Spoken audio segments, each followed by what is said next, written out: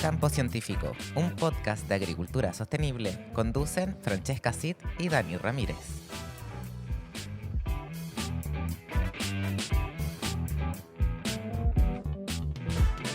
Bienvenidos y bienvenidas a este tercer capítulo de Campo Científico, un podcast de agricultura sostenible. Soy Dani Ramírez y estamos ya en esta nueva jornada como para seguir conversando de lo que ya hemos visto en los otros capítulos sobre agricultura.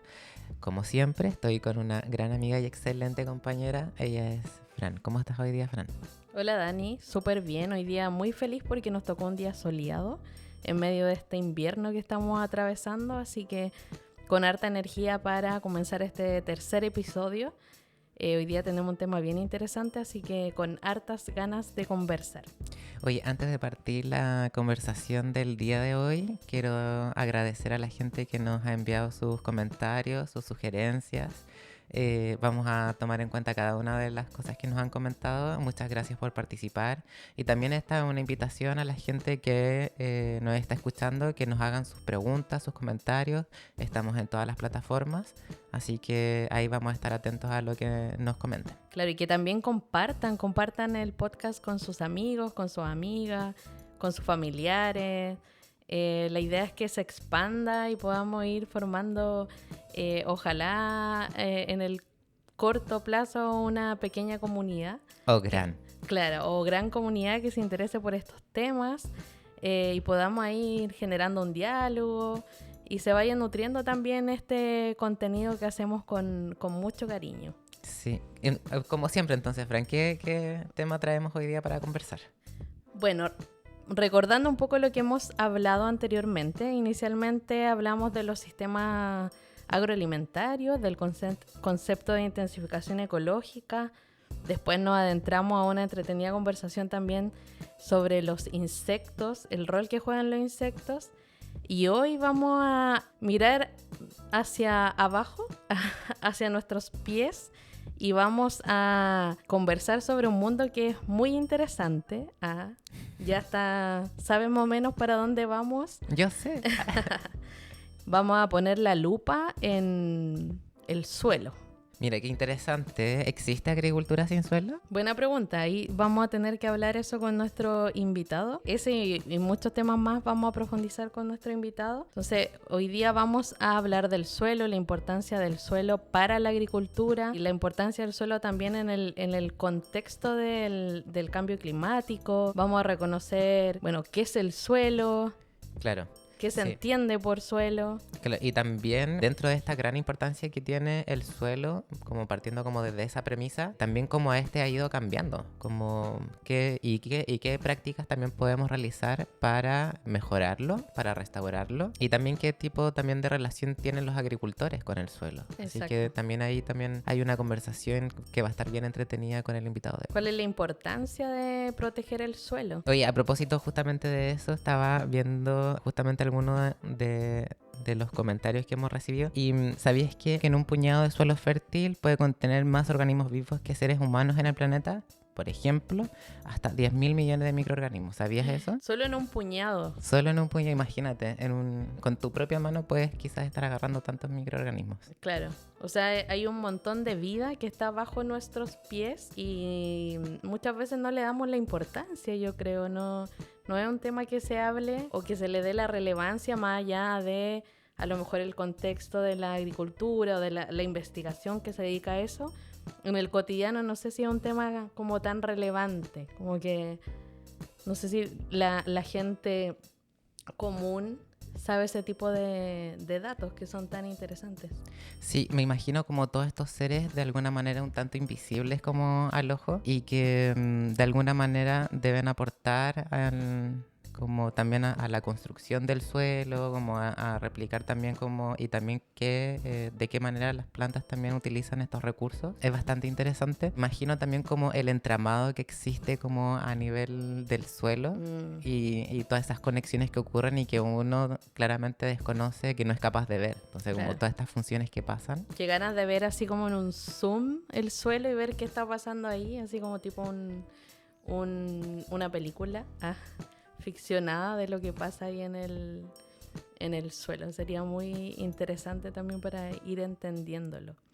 Bueno, ahí nuestro invitado seguramente nos va a contar harto sobre eso. Es un tema que le apasiona, así que ¿nos podrías contar quién nos va a acompañar en el capítulo de hoy? Sí, el día de hoy va a estar junto a nosotros Gonzalo Ávila Arredondo. Él es ingeniero ambiental de la Universidad de Valparaíso, magíster en producción ambiental de la Pontificia Universidad Católica de Valparaíso y extensionista y asistente de investigación en Centro Ceres. ¿Cómo estás hoy día, Gonzalo? Bien, gracias Dani, muchas gracias por la invitación. Así que gracias Francesca también. Estamos contentos de estar acá con ustedes. Gracias Gonzalo por asistir. Vamos a partir esta entrevista. Bueno, más que una entrevista, una conversación para hablar de este tema que es tan interesante que ya lo adelantábamos con Dani, el suelo. Pero antes de adentrarnos al tema del suelo, nos gustaría saber cuál es tu relación con la agricultura. Bueno, yo me he vinculado con la agricultura gracias principalmente al Centro Ceres, porque de alguna manera yo soy de Viña, ¿ya? Mi relación con la agricultura era bien lejana como consumidor principalmente, pero gracias al trabajo que he desarrollado aquí en el centro y bueno, también gracias a mis estudios que tengo en la universidad, me pude ir vinculando con este mundo de la agricultura que de alguna manera nosotros estamos tan cerca de alguna manera cuando en un ambiente más urbano, por ejemplo, que es Viña, está cerca de Quillota, por ejemplo, pero en realidad desconocemos mucho del mundo de la agricultura. Entonces me he vinculado a través de mi trabajo en Ceres con agricultores, agricultoras, a través de la conversación de el suelo, que es el tema que de alguna manera yo he desarrollado a través de aproximadamente como 13 años que llevo acá en el centro. Entonces, un adolescente, básicamente. Soy un adolescente, sí. Gonzalo, pero estudiaste para ser ingeniero ambiental y desde ahí ¿cómo llegas al suelo? Porque claro, en el CERES te has dedicado a trabajar como en esta temática, pero antes habían nacido como dudas, curiosidades para estudiar este tema. Sí, mira, yo cuando estudié ingeniería ambiental es muy poco lo de suelo que se toma en cuenta en la carrera, ¿ya? Creo que había un ramo que hacía una profesora, ¿sí? Donde se tocaba el tema de suelo, pero principalmente visto desde el punto de vista de impactos de las industrias, cómo podían afectar el suelo y planes de mitigación, ¿ya?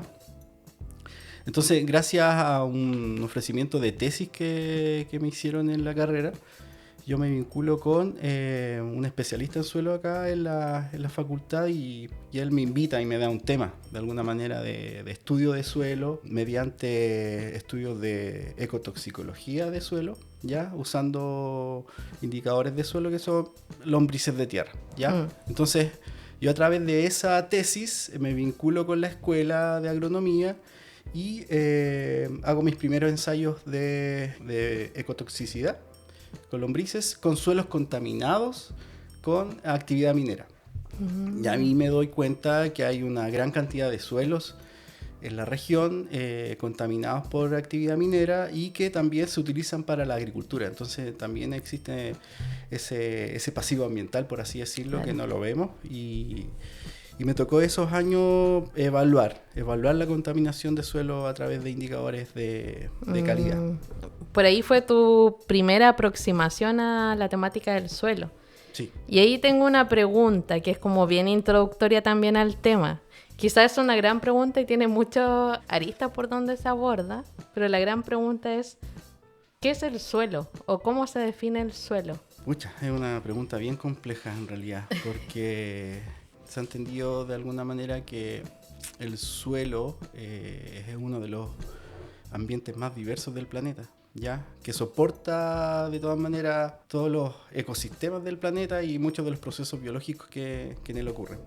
Entonces, a través de mi experiencia, tanto con agricultores como científicos, he podido como ir entendiendo al suelo o aproximarme al suelo como un sujeto, ya como una entidad viva, ya el suelo es un sistema vivo. Entonces, desde esa aproximación más sistémica, he podido entender mucho mejor el suelo. Cuando yo me acerco a entender al suelo como un sistema vivo, lo entiendo que es un sistema que respira, es un sistema que se alimenta como nosotros. Entonces, que es un poco el diálogo que yo hago con los agricultores cuando hablamos sobre estos temas. Hablamos de que el suelo necesita alimentarse, igual que nosotros, necesita alimentarse de forma diversa, ¿ya? También necesita respirar, necesita moverse, necesita tener un cuerpo ágil, ¿ya? Entonces, hago esas analogías principalmente como para aproximarnos desde la vida, desde no como un objeto que muchas veces,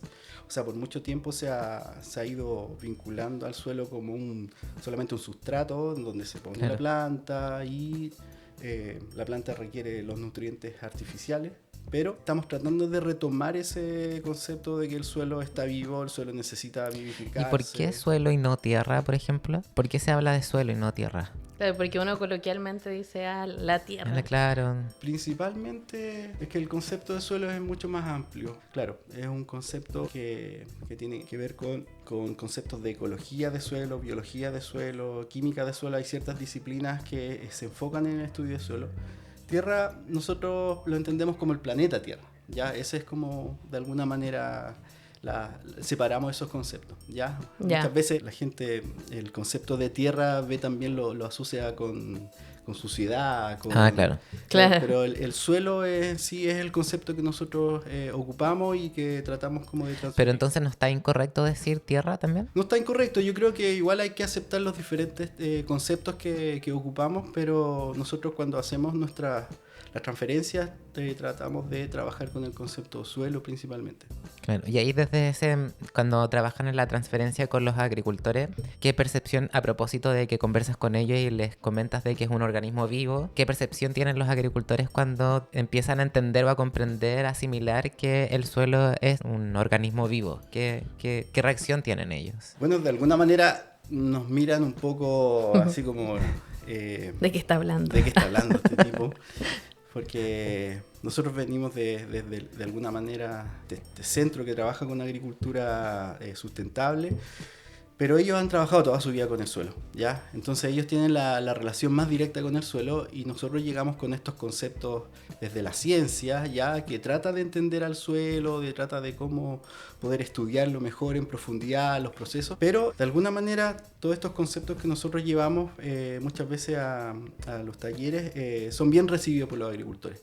¿Por qué? Porque lo llevamos con metodologías también que son bien de terreno, son metodologías que permiten al agricultor, bueno, y a todos, asesores agrícolas, técnicos, aproximarnos al suelo con herramientas visuales, ya, con herramientas que son fáciles de conseguir también, son herramientas que ocupan los sentidos. Ese fue uno de las aproximaciones que nosotros quisimos darle con las metodologías también que desarrollamos en el programa, de poder aproximarnos al suelo con herramientas que ocupamos tacto, ocupamos el olfato. Y ahí también eso surge, me imagino, por la observación que existe, o usted en su experiencia también observaron que había una especie de desconexión, digamos, de los agricultores o del ser humano con el suelo.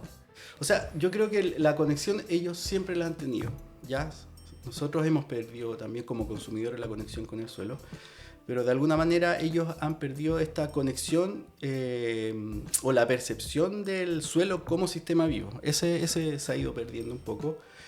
De alguna manera por todo este paquete tecnológico de la Revolución Verde que fue sustituyendo procesos biológicos que en el suelo ocurrían por procesos más artificiales. Ya, por ejemplo, lo que es el reciclaje de la materia orgánica, ya se fue eso, que es la base de la fertilidad también del suelo, se sustituyó por químicos, ya, con fertilizantes de síntesis química, ¿ya? Todo el efecto que generan las lombrices de tierra, que es el mezclar el suelo, este arado natural que se llama, se sustituyó por maquinaria, que fue de alguna manera moviendo el suelo, descompactando, pero de manera artificial.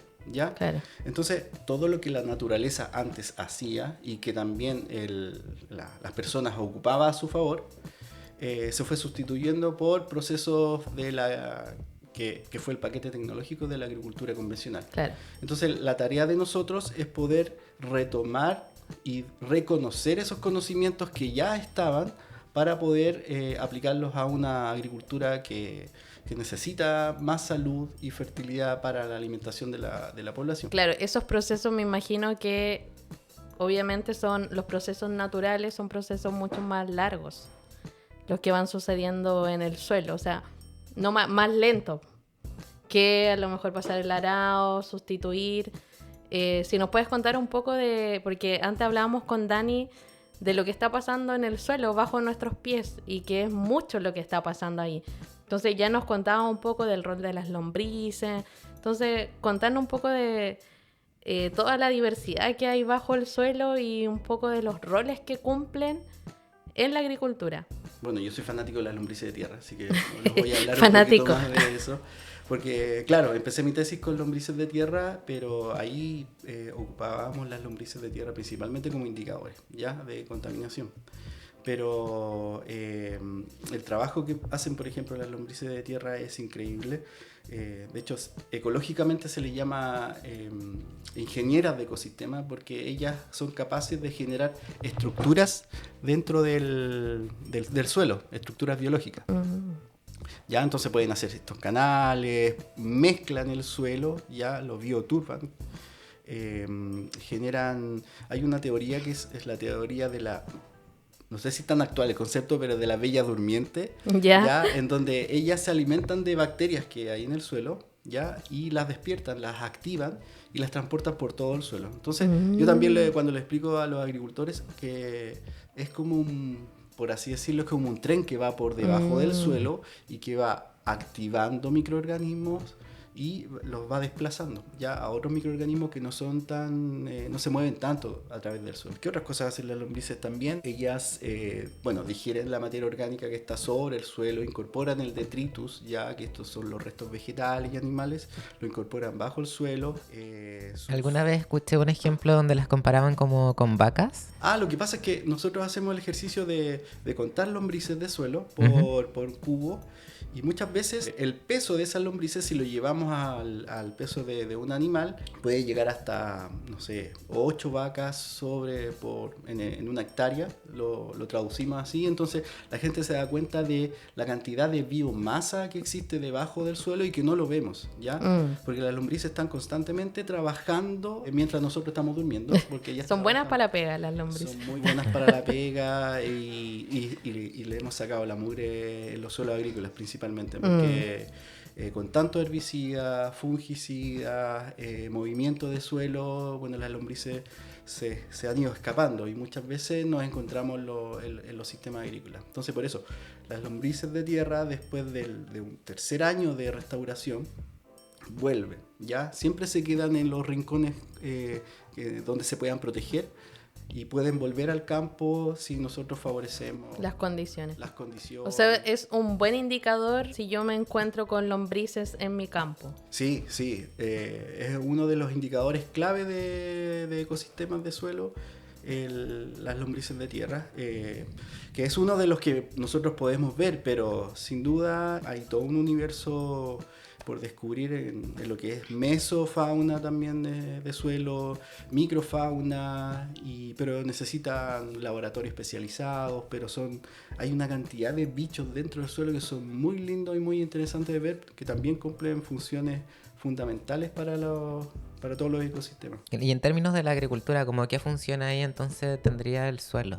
Como para las plantas, como para los cultivos. Es fundamental principalmente, pero más que fundamental, yo quiero ir un poquito más atrás porque en realidad nosotros tratamos de buscar como los elementos o los ámbitos claves para la agricultura, pero yo creo que el todo. Es fundamental la relación que tiene el agricultor con el suelo, el consumidor con el suelo, ¿ya? Porque muchas veces como consumidor no sabemos que lo que estamos comiendo proviene viene principalmente del suelo, ¿ya? Y eso lo hemos perdido de alguna manera. Entonces, pero sí el suelo, un suelo vivo, un suelo dinámico, un suelo con muchas lombrices de tierra, con un detritus, con una gran porosidad, ¿ya? Es la base fundamental para la agricultura y para todos los ecosistemas. No solamente para la agricultura, lo que comemos, sino que también para los otros ecosistemas, los bosques, ya, por ejemplo... todos los ambientes que tenemos, humedales, el suelo es la base fundamental, ¿ya? Entonces, hace mucho tiempo se viene hablando de este concepto de suelo vivo y yo creo que ahora, estos últimos años, ya está pegando bien fuerte. Entró todo el mundo más, de alguna manera, de los hongos, ya está el mundo de los hongos ya dominando de alguna manera. Hay mucha gente que está enganchada con el mundo de los hongos y es fascinante igual porque... de alguna manera se reconoce este universo invisible bajo nuestros pies. Yo no pierdo la fe que va a pasar un boom así con lombrices de tierra, que vamos a poder como tener festivales de lombrices de tierra. Pero yo creo que sería muy debería interesante. impulsarlo. Claro. Sí. Tienes ahora el micrófono para invitar a la gente a hacer un festival sobre la buscar a todos los fanáticos y fanáticas de las lombrices de tierra Sí, le estoy... que se acerquen a Gonzalo. Sí, le voy a hablar a la gente del futuro.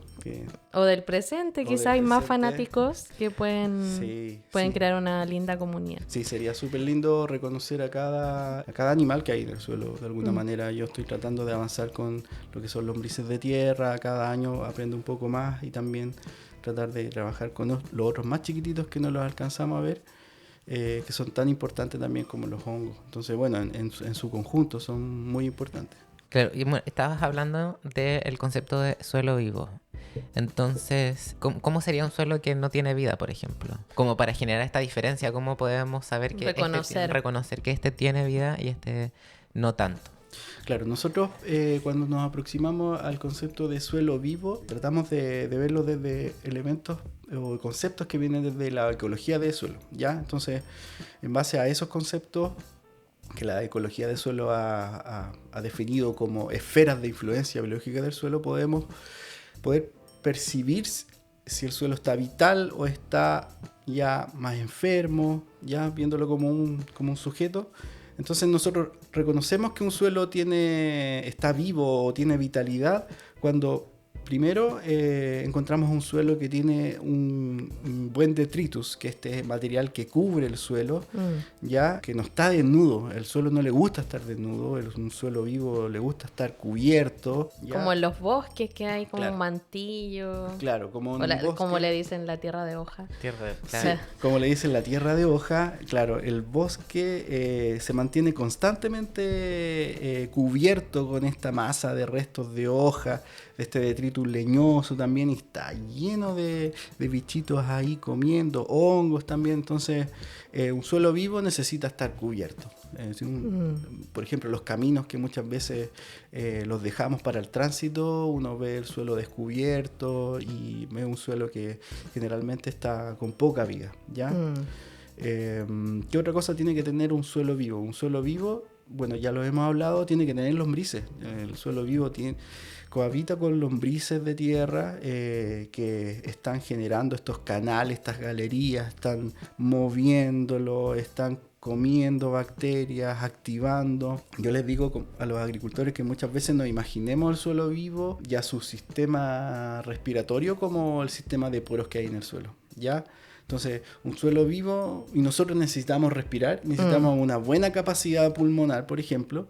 Entonces, el suelo también necesita eso, ¿ya? Un suelo vivo necesita respirar. Les digo que se imaginen, por ejemplo, el sistema circulatorio que tenemos nosotros los humanos, como también este sistema de poros. Entonces, el suelo necesita también un suelo poroso, donde entre aire, entre agua también fácilmente, respire. ¿Qué otra cosa? Por ejemplo, un suelo vivo necesita las plantas, necesita que tenga una diversidad de plantas. Muchas veces los sistemas de agricultura convencional estamos acostumbrados a ver el monocultivo, ¿ya? El monocultivo es la planta principal de productiva, pero el suelo se tiene que nutrir o tiene que alimentarse de diferentes fuentes de materia orgánica, y es por eso que el suelo necesita diversidad de raíces, diversidad de detritus, y eso, por ejemplo, lo podemos aportar con restos vegetales, ¿ya? Restos vegetales de especies arbustivas, herbáceas, que las podamos manejar y las podemos dejar sobre Similar a una dieta balanceada cuando vas a médico, por ejemplo. Exactamente. Lo que te recomiendan. Exactamente. Dieta balanceada y diversa también. Diversa y dependiendo de la época. Nosotros no comemos todo el año, por ejemplo, no sé, o el plato cazuela va variando a través del año. Entonces no todo el año tiene porotos verdes, por Choclo. ejemplo. O choclo. Entonces va variando a través del año. El suelo también necesita variar y también que sea pertinente al lugar, ya que sea pertinente a la época. Entonces tenemos ya una capa de detritus, que es como lo que cubre. Esta hojarasca. Claro, nombramos las lombrices, las raíces, como las plantas que van a ir, la estructura, los poros. Sí, estructura y poros, claro. Estructura y poros. Claro, Esos serían como indicadores para saber si nuestro suelo está vivo. Exactamente. Y hay algo, no sé, por ejemplo, con el olor, con el color, o eso va variando. Porque, por ejemplo, cuando uno va al bosque y saca un poquito de suelo, el olor es súper particular y uno dice así como, es distinto a... Claro. O sea, a lo mejor sacarlo de un campo convencional. Sí, el olor es muy particular. Yo encuentro que es muy interesante el mundo de los olores, de reconocer olores. Y en particular, claro, una cosa muy agradable cuando uno va a un bosque es tomar este mantillo y sentir esos olores a hongos, ¿no es cierto? Muy agradables. Eso también es signo de salud, pues, es signo de lo que son señales químicas que se generan dentro del suelo y te dan a entender que un suelo está sano. Diferente muchas veces con un suelo que tiene olor a bacterias, por ejemplo, o más neutro.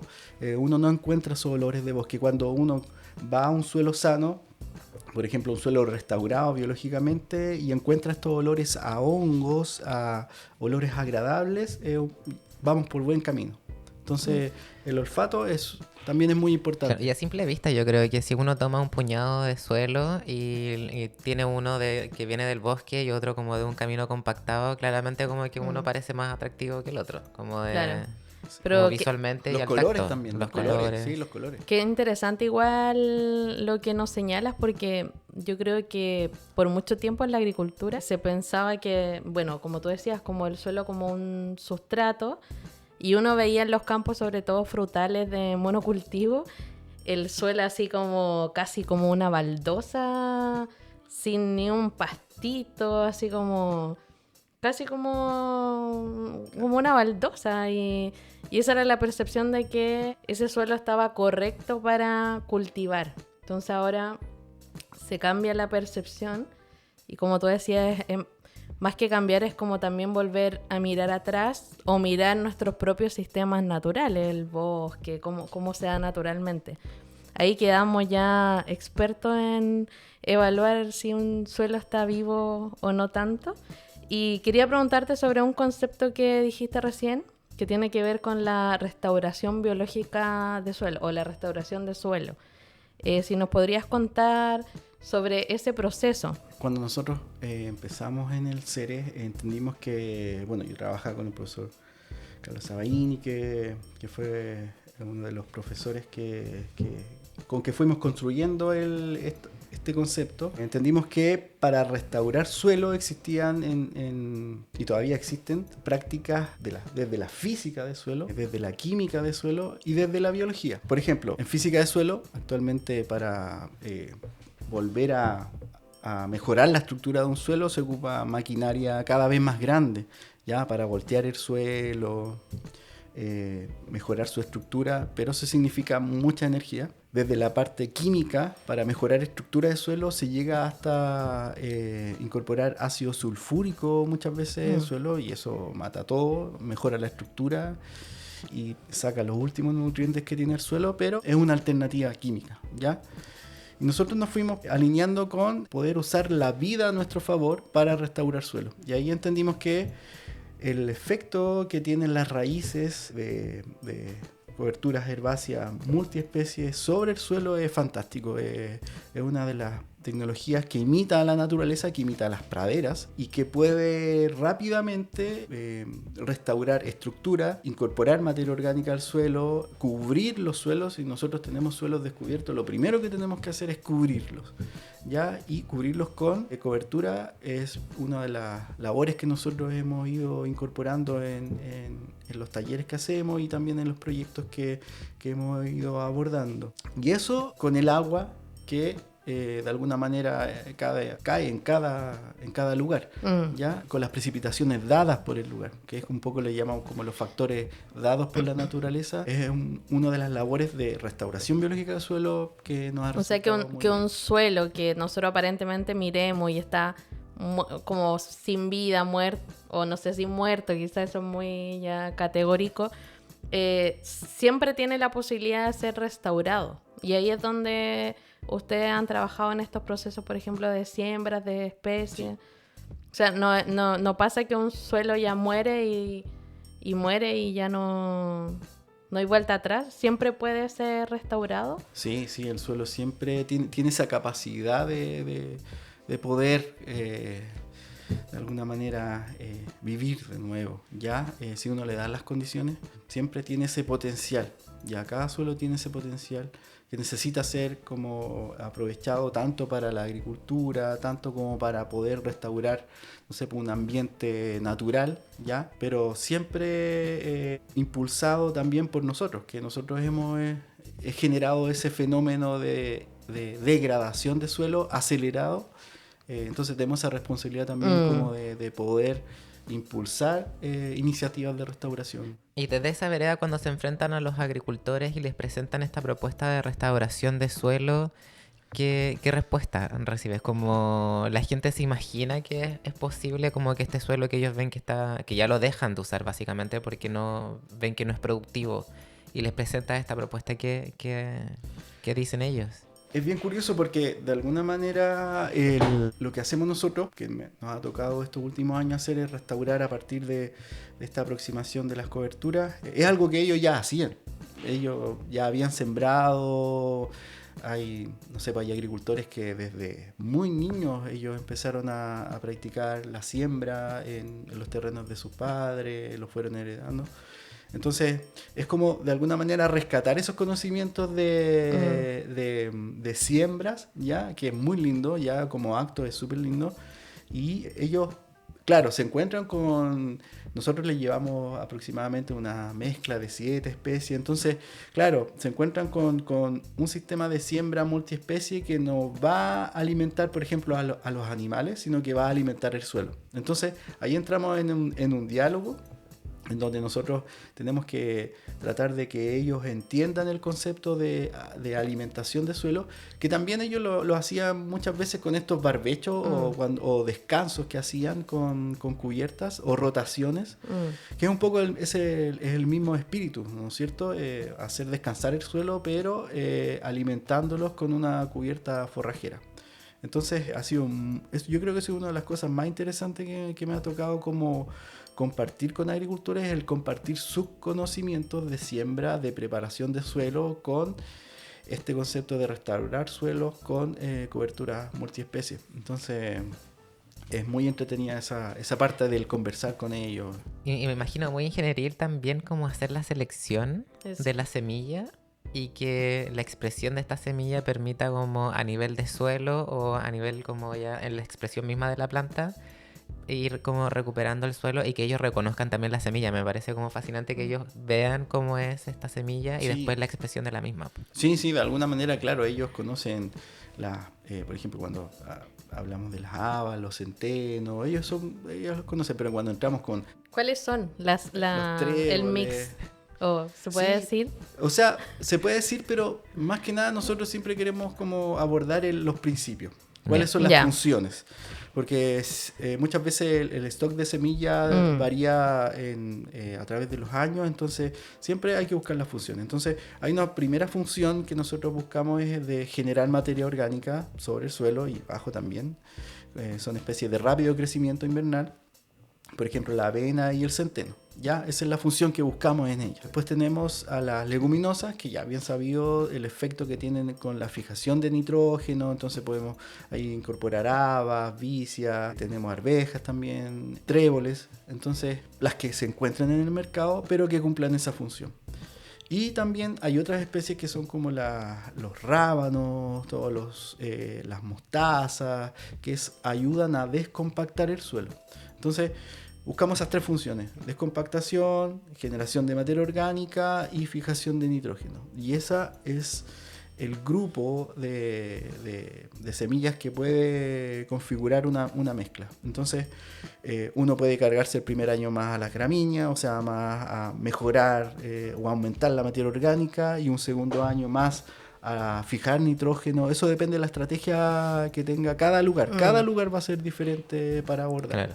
¿Y ahí cuánto el proceso de restauración con esta práctica, generalmente cuánto tiempo es? Nosotros hemos visto que después de 3 años ya uno puede ver resultados a nivel de física, de química y de biología más evidentes. Los procesos de restauración de suelo son largos, a largo plazo, pero nosotros, como estamos muchas veces la agricultura tiende a tener resultados o querer resultados a corto plazo, entonces se desespera un poco. Claro.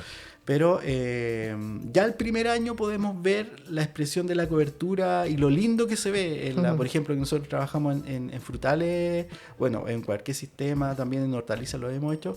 Se ve una mezcla de colores, de formas muy linda, y que de alguna manera también contribuye a la estética del lugar, que es muy importante. Los campos, como decía Francesca, muchas veces uno entra a un campo y claro, ve todo pelado, suelos compactados. La idea es, cambiar también la estética, porque el agricultor o la gente que trabaja en los predios agrícolas les entusiasma mejor trabajar en un huerto, por ejemplo, con flores, Claro. o que las A uno temperaturas, mismo. claro, o las temperaturas que muchas veces bajan. También tiene una función ahí. Una función en el control de temperatura, regulación. Entonces es agradable también para la gente que habita esos lugares, ¿ya? Entonces yo creo que eso en primer año impacta y de alguna manera sensibiliza a los agricultores para volver a hacerlo y poder como aumentar la superficie. Nosotros siempre esperamos que el primer año de restauración sea de reconocimiento de estas labores y sea en pequeños espacios, y después poder aumentar a una superficie mayor. Claro, para que ellos vean el efecto igual como visual. Porque claro, en estos procesos, digamos, de tratar de compartir nuevas prácticas, me imagino que no es tan fácil, sobre todo por lo que tú decías, porque son procesos largos, de repente no le ven la función productiva, poner una pradera, si no voy a poder alimentar al animal. Entonces, primero, esa es la clave, ¿no? Como probar en pequeñito y después ir viendo ahí que vean los resultados y ya después... Sí, nosotros le llamamos como el primer año de sensibilización. Ya, perfecto. Y ya habiéndose sensibilizado los actores, tanto los técnicos, los asesores, el agricultor, muchas veces hay gerentes también que, dependiendo de la escala, ellos viendo los resultados a nivel de suelo, pueden después se emocionan de alguna manera. Hay agricultores que se han emocionado y ahí se motivan y ahí siguen ellos mismos sembrando. Entonces eso es bonito también. ¿Qué te pasa con eso cuando ves que la gente realmente se sensibiliza, se emociona? Así Se como conecta nuevamente con el suelo. Se conecta con el suelo en lo personal. Sí.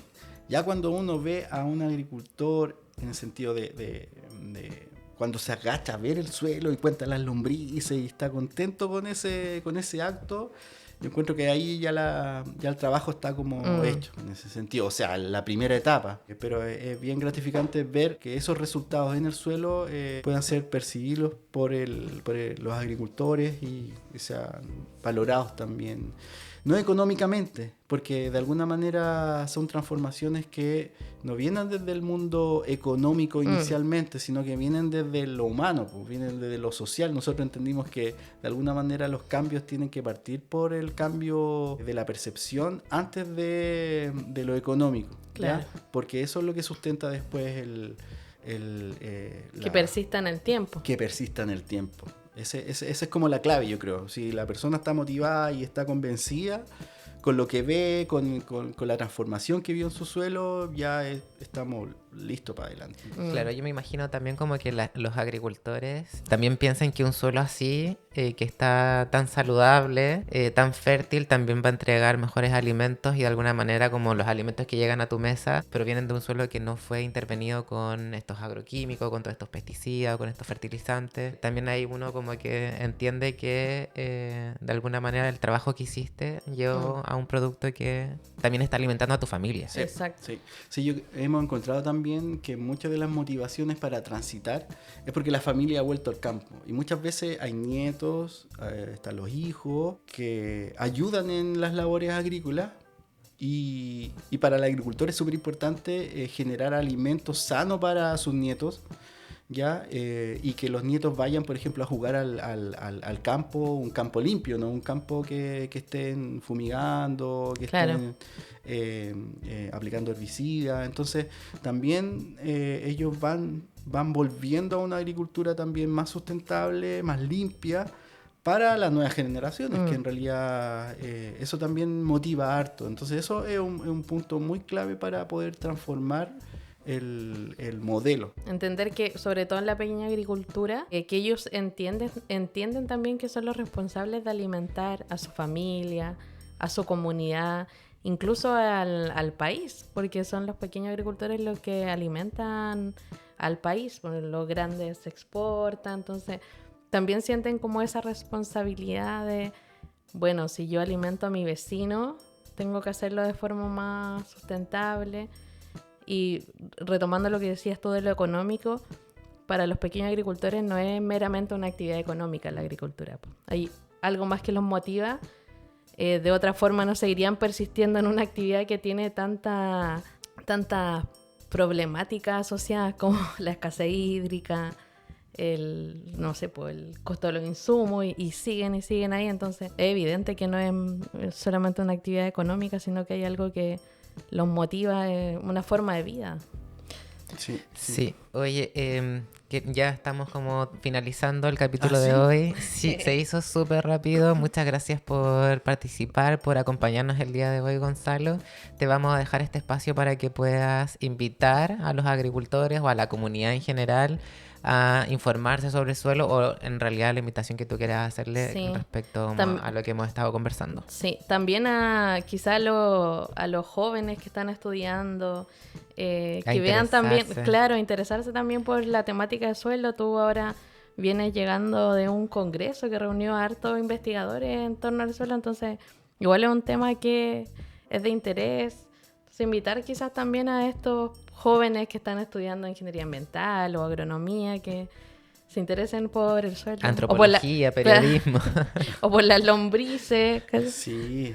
No, claro, invitar a todos los jóvenes y, bueno, a todo el mundo en realidad que se quiera conectar con el suelo, con este concepto de suelo vivo que ahora de alguna manera se habla por todos lados también. Entonces hay más gente que está ocupando el concepto de suelo vivo y eso es fantástico porque vamos todos alineados un poquito a poder transformar esta agricultura, y hay mucha gente que está trabajando en pos de eso. Tanto a nivel microbiológico, a nivel ecosistémico también, a nivel regenerativo. Hay una gran cantidad de tipos de agriculturas que van aportando en esta generación de alimentos sanos y saludables. Entonces, claro, los invitamos a poder acercarse, si es que tienen como iniciativas también que podamos participar y podamos colaborar en esta línea, que es tratar de percibir al suelo como un sistema vivo. Podemos estar colaborando felices. Sí, quería mencionar antes de que finalizar el capítulo de hoy de que en la página de Centroceres, centroceres.cl, pueden encontrar el manual de la Sí, CBS, sí, verdad. donde pueden encontrar justamente como estas esferas de influencia biológica y también conocer la metodología para determinar su condición, ¿cierto? Exactamente. Y sí. también más información acerca de la implementación de esta cobertura multiespecie. Sí. Así que también los invito a que visiten la página de Ceres para que conozcan más Sí. sobre esta práctica. Hay artículos muy interesantes que les recomiendo. Hay manuales de compost, hay manuales el de CBS, que es Determinación de Condición Biológica de Suelo. Hay artículos de revistas también que les va a permitir un poco aproximarse a lo que hemos desarrollado acá en el Centro Ceres. Hay harta información. Eso. Muchas gracias, Gonzalo, Gracias por a esta ustedes. conversación. Muchas gracias por Hemos la aprendido invitación. bastante. Harto, sí. Bueno, y ahí dejámosle entonces el tema de hoy. Nos pueden estar escuchando en todas las plataformas y también encontrarnos en todas las redes sociales de Centro Ceres como @Centro Regional Ceres. Chao, chao. Eso. Chao, chao.